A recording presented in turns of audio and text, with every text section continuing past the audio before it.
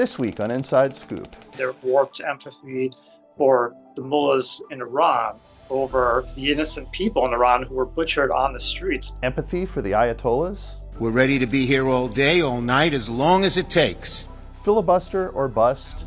I didn't deserve any of this. And a transgender turning point.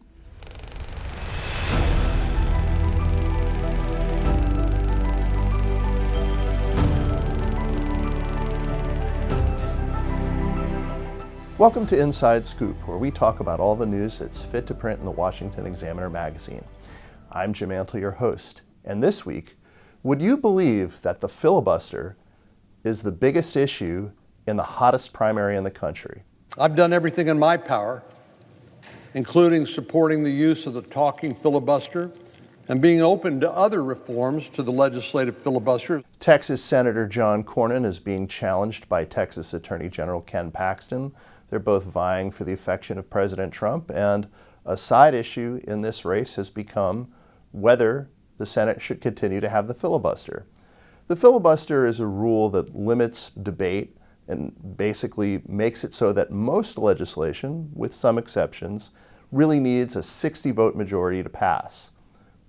The SAVE Act and some other legislation doesn't really pass that threshold.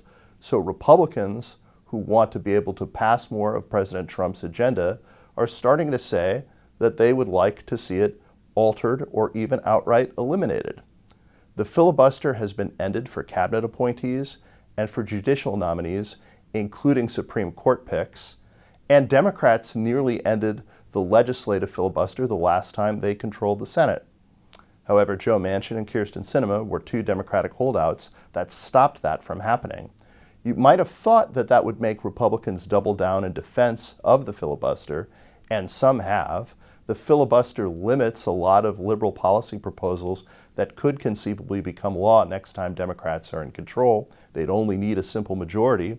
But a lot of Republicans think that the end of the filibuster is inevitable, so they might as well get on the action while they have the trifecta, control of the House, Senate, and the White House under President Trump. Is the filibuster guaranteed to die? Can Republicans save it? And should conservatives want to save it? What do you think? Comment down below. This week I'm joined by Washington Examiner magazine contributing writer Daniel Ross Goodman. Welcome, Daniel. Thank you so much, Jim. Great to be here.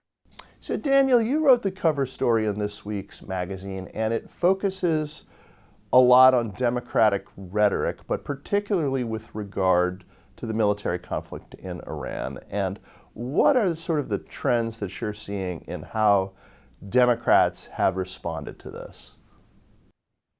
Well, first we saw immediately a widespread Democratic condemnation of President Trump's decision to attack Khomeini and Iran, and we've seen that continue. Not only after the escalation in oil prices and what it's doing to the economy and the stock market, but even before any of those consequences, the immediate reaction to the president's decision to take out the most evil terrorist-sponsored regime in modern history, to give the Iranian people a chance to win freedom for themselves, and to take out a regime that chanted death to America and that was committed and unpersuaded of developing nuclear weapons, from Chuck Schumer to Hakeem Jeffries to the more prominent Democrat spokesmen like Ilhan Omar and Mayor Mamdani in New York. Almost all of them condemned it and sided more with Iran and this terrorist regime over our own country.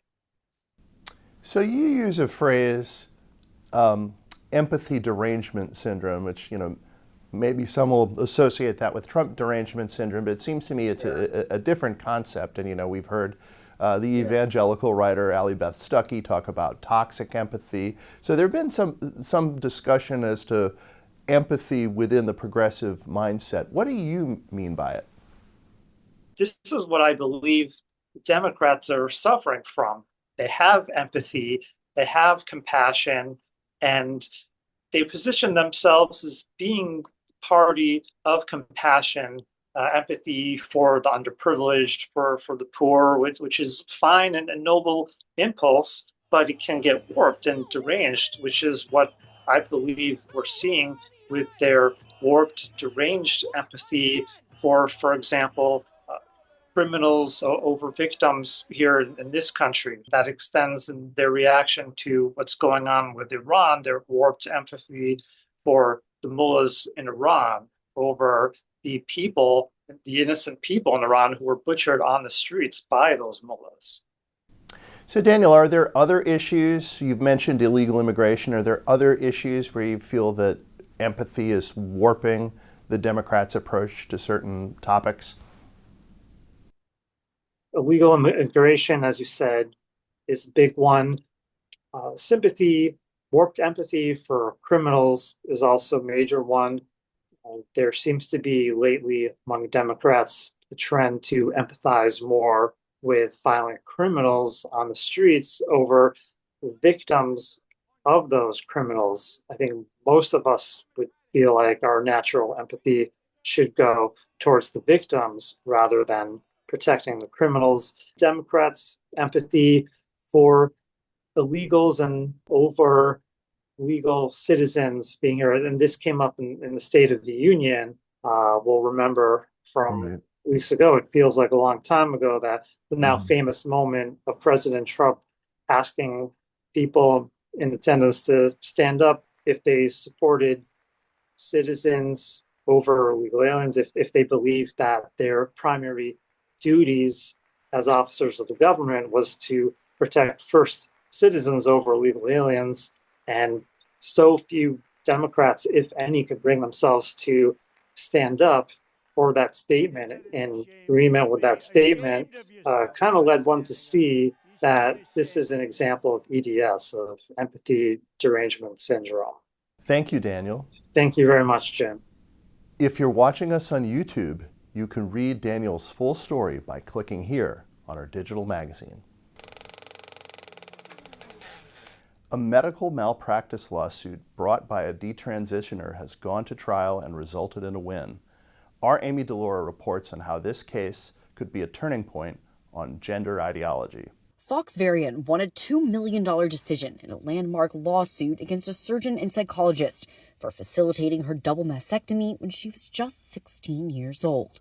Now 22, Varian's lawsuit claimed her providers failed to obtain adequate informed consent regarding the risks of a double mastectomy.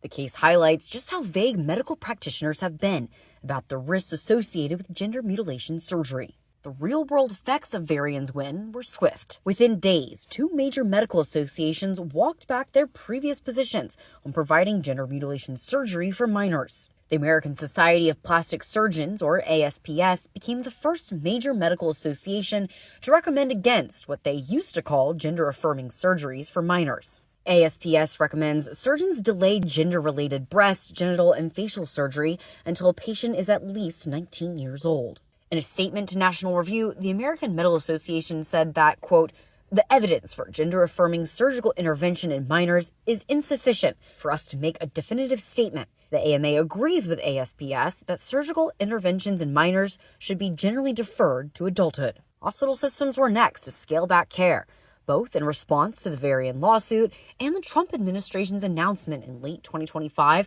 that it would pull Medicare or Medicaid funding from any hospital providing gender-related treatment for minors. The Trump administration will not stand by while ideology, misinformation, and propaganda push vulnerable young people into decisions they cannot fully understand and that they can never reverse.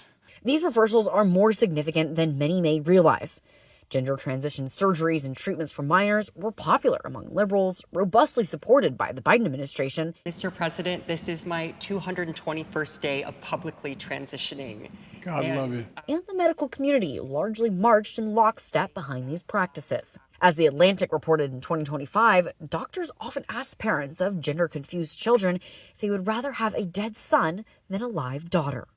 Hospitals rake in millions of dollars by convincing boys and girls that a lifetime of off-label prescriptions for estrogen and testosterone blockers Just reconstruction surgeries and more are the only way to achieve true happiness and belonging in life.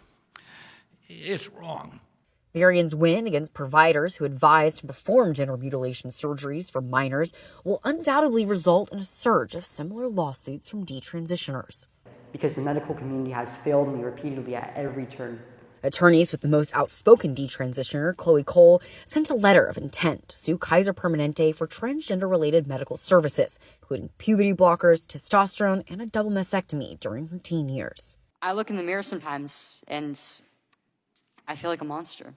Cole has testified repeatedly to lawmakers about the harms of these experimental treatments for kids. I speak to you today as a victim of one of the biggest medical scandals in the history of the United States of America.